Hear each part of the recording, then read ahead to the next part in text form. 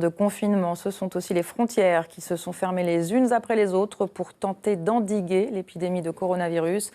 Une mesure historique tout près de nous, en Suisse, du jamais vu depuis la Seconde Guerre mondiale. Un bouleversement pour les habitants et les élus de chaque côté de la frontière. Marion Feutry, Maxime Kimener. Bonjour madame, vous avez les marchandises à déclarer ? Un banal contrôle douanier, la routine a bel et bien repris pour les gardes-frontières suisses. On est bien loin du 17 mars 2020. Il y a un an, la Suisse instaurait des contrôles systématiques. Seuls les Suisses ou les travailleurs frontaliers pouvaient entrer dans le pays.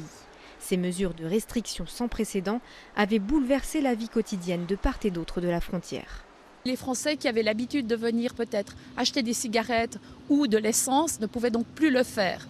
La frontière, gentiment, avec le temps, s'était effacée des esprits, parce qu'elle existe, cette frontière, mais avec les transports publics du Grand Genève et ses habitudes de consommation, de loisirs, tout ceci donc n'était plus possible.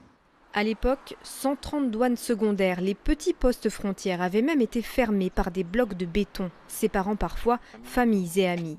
Alors quand la deuxième vague est arrivée, le maire de Saint-Sergue et président de l'agglomération d'Annemasse s'est mobilisé pour défendre le Grand Genève, ce bassin de vie à cheval entre deux pays.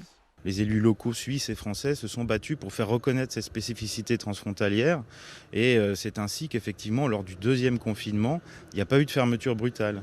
Il y a même eu le droit pour les citoyens qui résident sur le canton de Genève de rayonner dans un rayon de 30 km par-delà la frontière pour aller faire leurs courses, aller voir leurs proches. Donc il y a eu une vraie reconnaissance par le gouvernement français de cette spécificité transfrontalière.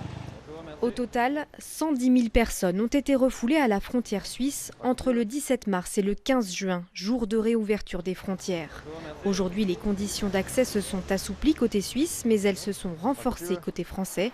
Test PCR de moins de 72 heures obligatoire pour les personnes en provenance de Suisse.